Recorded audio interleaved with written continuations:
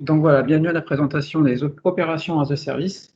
Donc on parle souvent de software as a service, de plateforme as a service, d'infrastructure as a service. Là, on va parler des opérations, c'est-à-dire des actions qu'on mène au quotidien et voir comment on peut transformer ça un peu en mode DevOps. Soit accentuer les problématiques qu'on rencontre aujourd'hui et les solutions qu'on peut mettre en œuvre pour ne plus avoir ces problèmes-là. Alors, la philosophie de la chose, c'est comme pour le développement, c'est-à-dire qu'on essaie d'en faire le moins possible et le plus tard possible. Comme ça, on s'assure de ce qu'on fait dans l'immédiat, c'est ce qui est vraiment urgent, ce qui doit être fait, et avec les moyens qu'on a, parce que souvent, personne n'a assez de temps pour faire ce qu'il a à faire, ça c'est une évidence. Comme point d'attention, surtout être sur nos cœurs de mission. Le but, c'est de travailler chacun sur nos compétences et nos missions, de ne pas se disperser sur les missions des domaines qui sont connexes pour rester le plus performant possible sur les missions qu'on nous demande. Packager et délivrer des actions, donc en service interopérable, c'est-à-dire qu'on va préparer des jobs, par exemple, pour que les autres puissent les exécuter en toute liberté. Nous, on package l'exécution, toute la complexité, on en fait une boîte, et à la fin, on le livre à quelqu'un qui, lui, va les exploiter. Donc, ce sont deux rôles bien distincts. Également, refuser d'intervenir sur les périmètres où on n'a pas de valeur ajoutée, c'est-à-dire, par exemple, l'exemple classique, hein, c'est tu peux exécuter ce job parce que tu as accès, j'exécute, ça ne m'apporte rien, je génère de l'attente chez l'autre, et en même temps, je perds mon temps à faire ça. Donc, ce que j'aime faire aux autres, ça ne veut pas dire je me débarrasse sur les autres, ça veut dire donner la liberté aux autres d'exécuter les choses dont ils ont besoin au moment où ils en ont besoin, sans nous impacter. Éliminer, you build it, you run it. Donc ça, tout simplement, ça veut dire qu'aujourd'hui, souvent, celui qui développe, c'est celui qui garde le run, qui garde l'exécution, qui garde ça tout le cycle de vie du job, par exemple. Ça, c'est pas forcément une fatalité. Donc un petit rappel sur les as a service. En ce moment, c'est la mode de faire du as a service. Mais juste pour rappeler où on en est et qu'est-ce qu'on a utilisé jusqu'à aujourd'hui. Donc IaaS, donc infrastructure as a service, donc par exemple Amazon. En gros, la plateforme met à disposition un nombre de ressources, qu'on paye généralement, bien sûr, et c'est à celui qui a besoin qui va exploiter. Donc là, par exemple, on va exploiter avec du code, la création de serveurs, de VM, etc. Mais ça revient à l'utilisateur final de faire des actions pour avoir accès à ces services-là. Ensuite, le PaaS, donc plateforme as a service. Par exemple, on met à disposition des serveurs d'application et dessus, on vient mettre un WAR ou un logiciel qui va être automatiquement démarré et utilisé. Donc là, on voit bien la scission entre je mets à disposition quelque chose et je n'utilise pas, et le client vient utiliser cette chose-là. Et ensuite, pour finir, le SaaS. Donc là, c'est encore plus simple, bien plus connu. Donc, on met à disposition un ensemble de services et chacun vient les utiliser comme il le souhaite. Donc, typiquement, en interne à l'API, en interne à l'OPT, on peut voir ça comme ça. On maintient des logiciels qui ont des API et reste à nos clients, qui souhaitent faire de l'intégration, de venir consommer l'API qui est documentée. Alors, aujourd'hui, dans les jobs, on voit qu'on ne sait pas trop où on se positionne dans ces trois stacks, et ce n'est pas une fatalité. Alors aujourd'hui, qu'est-ce qu'on aimerait faire? On aimerait souvent aller plus vite, livrer toujours plus vite, toujours plus de jobs. Donc aujourd'hui, qu'est-ce qu'on fait par le code? Les ops, ils vont très vite pour créer des environnements, c'est-à-dire ça prend quelques secondes pour créer de la calque, de la prod, de l'intégration, des bases Postgre, des ELK, ce genre de choses, c'est instantané, c'est juste un commit. Pour le dev, on code notre propre application, c'est un processus qui est plus long. Et au milieu des deux, DevOps, le temps de déploiement des versions en in-cal et prod, donc ça c'est quelques secondes, il suffit de cliquer, de lancer un job, et hop, l'application est disponible sur tous les environnements. Donc ça, on voit que le rythme il est assez soutenu, et qu'on peut monter ça à l'échelle assez facilement. En revanche, il y a tout un pan aujourd'hui qui est lié à des actions manuelles. Donc aujourd'hui, si on veut un job, il faut le documenter, le configurer, l'intégrer, le répliquer entre les environnements, éventuellement rajouter du script pour lancer des commandes. C'est un processus assez complexe et surtout qui est localisé sur un ensemble de personnes qui est très réduit. Et ensuite, le deuxième pan, parce que c'est pas parce qu'on a développé que ça y est, c'est terminé. Celui qui a implémenté le job dans ton pays, il doit l'exécuter. Alors généralement pour quelqu'un, c'est-à-dire on a un mail, on a un coup de téléphone, on a quelqu'un qui tape à côté du bureau. Voilà, généralement la personne attend au couteau du bureau et qui regarde les logs défiler. Oui, simplement ce qu'il y a, c'est qu'à gauche, on voit ce qu'on fait automatiquement, on le voit tout de suite, donc on corrige dans la boucle. Après, on envoie le job, on envoie en tout cas la demande de job chez vous, et puis vous essuyez les plâtres, et là, à votre tour, vous bouclez dessus. Alors que vous n'avez pas que ça à faire. Alors, en même temps, le développeur, lui, il a du temps, il a que ça à faire. Il veut développer le job, il veut l'avoir le plus vite possible. Donc l'idée, ça serait comment prendre la création des jobs, la mettre un peu plus à gauche, libérer les gens de la création et garder l'exécution pour plus tard. Alors, l'opération de service, en fait, le concept, il est assez simple.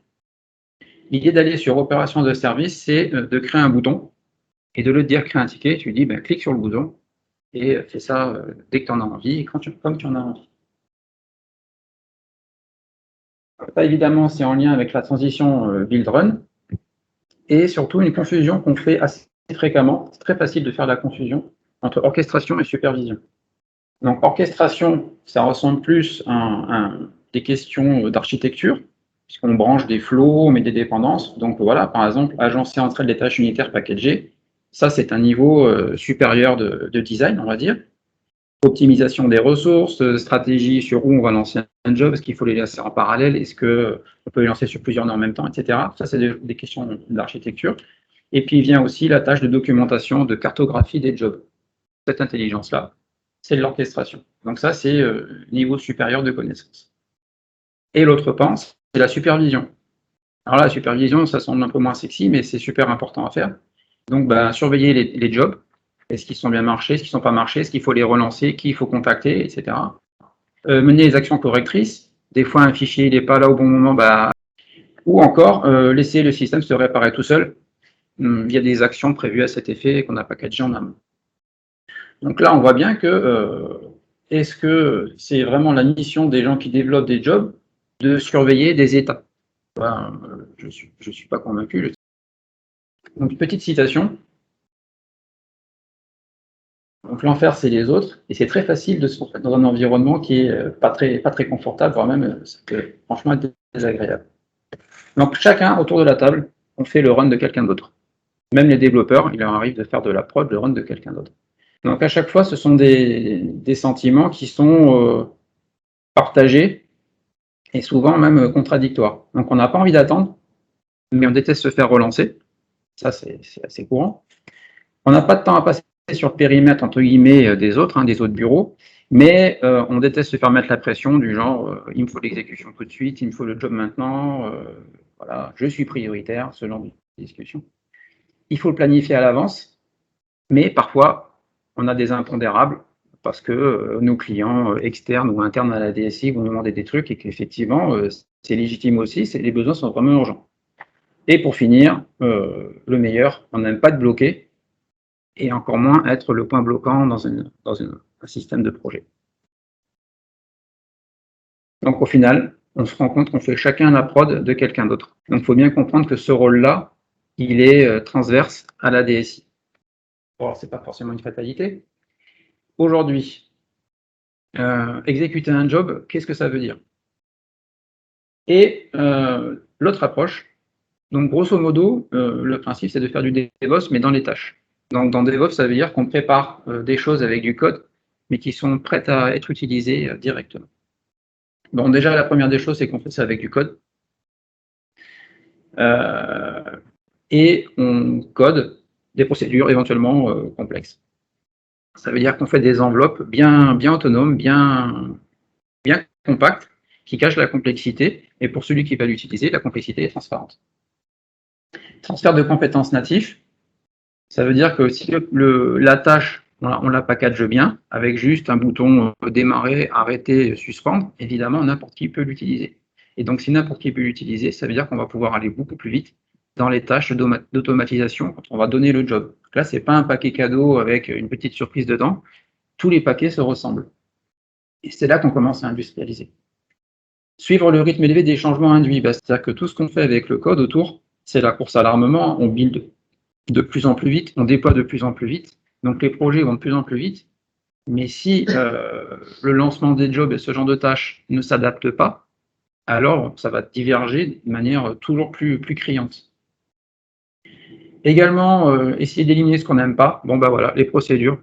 Généralement, on n'aime pas les lire, on préfère cliquer et puis lire la doc si ça ne marche pas. Donc là, l'idée, c'est de mettre ça, ça fait partie du développement. La documentation fait partie intégrante donc de ces jobs, ce qui fait qu'on n'a pas à maintenir dans 2 endroits différents la documentation, qui augmente les chances de ne pas diverger entre une documentation et la vraie vie. Et finalement, au bout du bout, livrer la tâche packagée. Et ensuite, une fois que la tâche est packagée, ben là, on arrive à la partie directement ordonnancement. Ben voilà, une fois que ce job est en succès, faire celui-là, faire celui-là. Donc on part plus sur des missions de type architecture et intégration que développement. Les développeurs, ils ont du temps pour développer. Les gens qui font de l'exploit, ils n'ont pas le temps pour développer. Quelques exemples. Alors, tout peut être packagé en job 1. J'ai mis quelques petits exemples pour susciter la projection. On parle de clic sur un bouton, mais évidemment, par des appels web services, c'est pareil. Donc, par exemple, lancer un job en intégration, ça peut être transformé en job automatiquement. Donc, redémarrer un service, donc ça peut très bien être du Windows ou du Linux. On sait que tel service, souvent, il va se planter pour une raison X ou Y. On prépare le bouton redémarrer le service. Et celui qui a besoin de redémarrer le service pourra cliquer, et ça ne fera que redémarrer ce service. C'est-à-dire que là, on ne demande pas d'avoir un accès root sur le serveur pour pouvoir démarrer un service. Non, cette tâche-là, elle a un rôle, c'est démarrer un service, point, c'est tout. On ne peut rien faire d'autre autour. Transformer des procédures expertes en job packagé. Donc, ces procédures expertes, ça peut être des choses compliquées qui nécessitent des fois des mails avec. Rafraîchir un environnement PostgreSQL. Donc, par exemple, souvent, pour maintenir nos environnements, on a besoin d'avoir la cale à jour par rapport à la prod pour pouvoir faire des tests. Et bien ça peut typiquement être un job. C'est-à-dire que là, l'idée, c'est, j'ai besoin d'un rafraîchissement, en âme et conscience, je vais cliquer sur le bouton qui va faire le rafraîchissement. Et le rafraîchissement va se faire. Je ne fais plus de tickets. Le périmètre de privilège, il est strictement borné à l'exécution du job. Toutes les tâches qui sont classiques, qui sont standards, qui sont demandées souvent, celles-là, ce sont celles qu'on va faire passer en premier, puisque c'est là qu'on va avoir le plus de gains. Donc le gain là, c'est le temps. Alors le ROI, qu'est-ce qu'on gagne, le retour sur investissement? Imaginons qu'on n'ait pas packagé un job de redémarrage de service, par exemple. Bon, ça veut dire des incidents plus courts, puisque dès que l'incident va être remonté, imaginons au NOC, la procédure est scriptée, il y a un lien dans l'incident qui pointe vers le bouton en question, il clique et retour en service dans la foulée, sans pour autant avoir dérangé la DSI. Moins d'escalade. Moins d'escalade parce qu'en fait, on n'a plus besoin d'aller voir le chef de bureau ou le chef de service pour demander à faire ceci, cela. La tâche a été déléguée via un bouton et la seule escalade qu'il y a, c'est savoir à qui on donne le privilège d'exécuter telle tâche. Une fois qu'on s'est débarrassé de tout le côté négatif du run, qu'est-ce qu'il nous reste? Il nous reste plus de temps pour créer. Créer, ça veut dire développer, déployer de nouveaux services. Ce qu'on attend de nous. Générer moins d'attentes. C'est toujours plus agréable de travailler quand on sait qu'on n'est pas en train de mettre en attente 10 tâches. Et pour ceux qui attendent, évidemment, c'est bien plus agréable. Également, le focus sur les missions à expertise. Savoir que plus on fait de run, plus on travaille dans l'urgence, plus on fait des trucs un peu borderline ou des tâches un peu bébêtes où on copie des scripts pour les exécuter, pour corriger un problème qu'on connaît déjà. Tout ça, c'est de la perte de compétences au final. C'est du stress, c'est de la perte d'efficacité. Donc là, on peut se concentrer sur nos expertises et améliorer le système. Moins de coupures. Donc ça, c'est un des trucs les pires qu'on a de côté développeur, mais je pense que chez vous, à la prod, c'est pareil. Je suis sur une tâche, je suis concentré, je suis en train de développer un nouveau job, et quelqu'un vient me voir pour lancer en urgence un petit truc qui prend juste 5 minutes. 5 minutes, moi, ça m'a flingué 1 heure de boulot. Voilà. Donc, voilà. Versionnement. Alors ça, le versionnement, vu que c'est du code, eh ben, c'est natif avec la livraison des jobs, c'est-à-dire qu'on peut jouer le job tel qu'il était tel jour. On dit, eh ben, c'est bizarre, hier ça marchait, aujourd'hui ça marche plus, tu as changé quelque chose. Ah non, non, ah non, non, je promets, j'ai rien changé. Bon, bah, on voit le code, et là on voit si quelque chose a changé ou pas. Environnement sécurisé. Donc là, c'est ce que j'ai expliqué, c'est-à-dire que nativement, un job, on peut demander des accès super puissants dans un job, relancer des accès système, faire des choses vraiment assez poussées. Mais pour autant, si on devait le faire à la main, il faudrait qu'on aille sur le serveur, typiquement avec un accès route, et puis qu'on jure en la main levée en disant non, je jure, je ferai que cette commande-là, je toucherai à rien d'autre, je le jure, je le jure. Bon, ça suffit pas. Donc là, l'idée est de faire un job qui fait effectivement ces tâches qui sont sensibles et de reporter les privilèges uniquement sur le job. C'est-à-dire que la personne qui a le job, qui a le droit d'exécuter le job, n'a le droit que de faire ce qu'on a cadré. Ça, c'est super important. Et en plus, ça veut dire que vu que c'est toujours la même tâche, par nature, on sait exactement ce qui a été fait, quand, avec la log, etc. Livraison continue, ça veut dire qu'on part un peu plus vers du DevOps, vu qu'on livre du code. Donc on est plus agile, et surtout, c'est celui qui a besoin qui va développer. Également, l'analyse de code. Donc évidemment, vu qu'il y a du code et des bonnes pratiques, ça veut dire que demain, si on utilisait ce genre de plateforme, on pourrait analyser la qualité du code qui a été mis en œuvre pour exécuter des jobs. Et la reproductibilité. Donc évidemment, vu qu'on prend le même code et qu'on l'exécute sur tous les environnements ou tous les jours, on peut refaire exactement la même chose. Donc ça, c'est source de qualité puisqu'on a la stabilité. Et puis après, je vous ferai grâce, mais c'est la route d'Heming. Hein. On améliore, on statue, etc.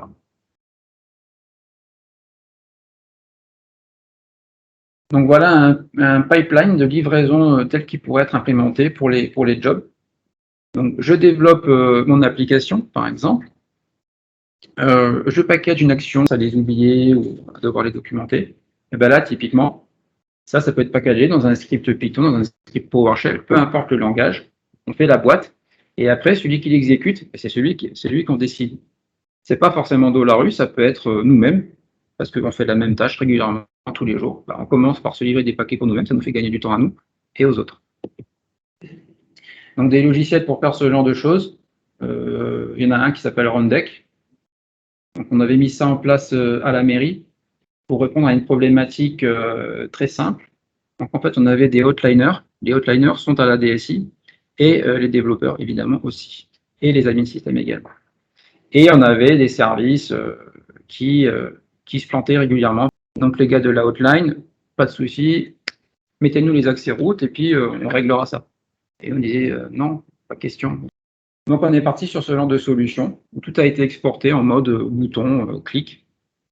Et on avait en plus l'audit de tout ce qui avait été exécuté par la hotline. Et si les scénarios existants n'étaient pas satisfaisants en termes de variété, ils nous faisaient une demande non pas d'exécution, mais de développement de nouvelles tâches. Là, aujourd'hui, par exemple, les demandes d'exécution, souvent, elles nous viennent des développeurs. Moi, mes clients, ce sont des développeurs, des chefs de projet. Voilà le changement de paradigme par rapport à Opération as a Service. Alors, ce que je propose, c'est un POC, donc un proof of concept, et matérialiser les gains que cela représente. Voilà. Les gains, donc les accès SSH par des humains. Disons que là, les jobs, comme ils sont exécutés toujours par un user spécifique et que c'est logué, on n'a plus besoin d'aller en SSH et on exécute toujours le même code. Donc en fait, ça réduit d'autant les libertés de faire un jour on n'est pas bien réveillé, on fait n'importe quoi, on se trompe sur un caractère, ce genre de choses. Ce genre de choses, ça n'existe plus puisqu'on fait toujours la même chose. Donc toutes les actions sont calibrées. Un référentiel unique et uniforme, interopérable parce que de par la plateforme, donc on a un schéma directeur des systèmes d'information. Les clics c'est bien, mais les web services c'est mieux. Donc là c'est pour permettre ça. Et autodocumenté, en fait, la documentation, elle vient directement par le fait qu'on code le job. Donc la documentation, elle est native. C'est pas une activité parallèle. Simplification du socle. Aujourd'hui, donc ça c'est une possibilité, chaque appli qui est sur le socle a un gestionnaire de job local. Donc, il y en a certains qui tournent toutes les 5 minutes, d'autres les minutes, et d'autres tout le premier lundi de chaque mois, ce genre de choses. Mais ça, aujourd'hui, donc on le fait en cliquant sur l'intégration. Il peut se passer d'autres choses un peu plus bizarres en cal et en prod. C'est que le développeur, lui, il a peut-être 5 applications, 10 applications, et puis je vais dans telle application, je lance mon job, je regarde le code retour. Mais ce qui se passe quand un job plante en cal et en prod, aujourd'hui, c'est qu'il va voir que dans $, ça s'est planté, du coup il va aller se loguer dans l'application, aller voir le job dans l'application pour voir éventuellement ce qui s'est passé. Donc si on a 100 applications, 200 applications, ça veut dire que l'agent qui exploite ça, il doit se balader sur les 200 applications, qu'il doit avoir des droits sur les 200 applications pour aller regarder les jobs, etc. Bon, c'est imbitable, clairement. Donc là, avec ce genre de plateforme, tous les jobs sont au même endroit, il suffit de scroller, de se balader, selon les autorisations qu'on a, on pourra voir ou exécuter. Ensuite, en gain, donc une console web unique, donc c'est-à-dire que tous les jobs, toutes les petites tâches qu'on fait au quotidien et qui sont répétitives, on les met dedans. Et comme je disais tout à l'heure, c'est interopérable. Alors, interopérable en web service, donc en REST, avec une commande curl, par exemple, pour ceux qui aiment faire du shell. On bénéficie de webhook, c'est-à-dire que quand un job est terminé, si on lui donne un webhook en sortie, ça va pouvoir déclencher d'autres choses. Un chat, un message sur Teams, n'importe quoi. Ensuite, également, on a des SDK, c'est-à-dire qu'on va pouvoir, dans des applications, si on ne veut pas faire du reste, appeler directement tel job ou tel job avec du code, du Python, du PowerShell, du Java, du JavaScript, le langage qui est plus confortable pour le développeur. Également, la possibilité d'utiliser un CLI qui est dédié. Donc, le CLI, c'est une interface ligne de commande qui permet de lancer des jobs de manière interactive en shell. Voilà, les systèmes de notification natives pour par exemple, dire bon, bah, je lance le job et quand il est fini, je voudrais recevoir un mail, comme ça je sais que je peux passer à autre chose, et puis on part l'esprit tranquille. Les notifications, ça peut aussi être une création de tickets, enfin, c'est la liberté. En gain, on a l'audit des actions, nativement, puisqu'on utilise une action qui est calibrée. Donc, c'est audité, la date, l'heure, la personne, le lieu, etc. Et de par son point d'entrée unique, c'est très facile à faire. Un petit schéma pour illustrer de manière un peu plus parlante. Donc voilà, sur la partie gauche, c'est ce qu'on a aujourd'hui en intégration ou en cal. Donc on a un serveur de job. Donc nous, c'est des jobs Java qu'on fait. Et comme vous pouvez le voir, il s'empile. Il s'empile pour la bonne raison que ça coûte cher d'avoir un agent sur plusieurs serveurs. Donc là, on en met plein au même endroit. Ça va aller croissant en permanence. Et via un SSH, via $, on appelle l'agent qui exécute les jobs. Ça, c'est ce qu'on a aujourd'hui. Ce serait de migrer sur un système qui ne nécessite pas d'agent $, mais qui commence à basculer sur une interface unique partagée. Donc, typiquement, on a une appli web. Donc là, l'appli web, c'est le modèle dont je parlais tout à l'heure. C'est-à-dire qu'on a des jobs qui sont dans l'application elle-même et qu'on peut lancer soit en cliquant, mais qui sont décorrélés de $. Le serveur avec les jobs en ligne de commande, donc Java -jar quelque chose, donc ceux-là c'est les plus nombreux, ou un shell quelconque. Donc là, ce serait d'avoir juste un node rundeck sur le serveur et en SSH venir déclencher les jobs depuis la console. Donc la console rundeck en bas, on peut le faire, on va dire, en cliquant dans un premier temps. Et enquiller les serveurs de job comme ça en mode horizontal. Donc ça permet de ne plus empiler tout au même endroit. Ce qu'on voit, c'est que là, on a la console rundeck qui interroge soit en HTTP, soit en SSH différents services. Et ça fait une espèce de hub qui, lui, est interrogeable, soit en HTTP, soit en cliquant avec la souris, avec une interface agréable pour les humains. Là, l'idée, c'est que alors rundeck, il est conçu de telle manière que bon, les logs, elles vont dans LK, ça ne change pas. Les irez dans LK, ça ne change pas. En revanche, un job, il a un contexte d'exécution, donc il a la log de ce qu'il a fait. Et si moi, je suis intéressé par ce job Donc, soit j'ai pas le droit de le lancer, mais moi, je vais avoir la notification parce que je me suis enregistré, je suis ce job, je dis tiens, ça s'exécute, et je vois le code retour. Donc, c'est pas là, je vais pas venir te voir pour te demander si ça s'est bien passé, etc.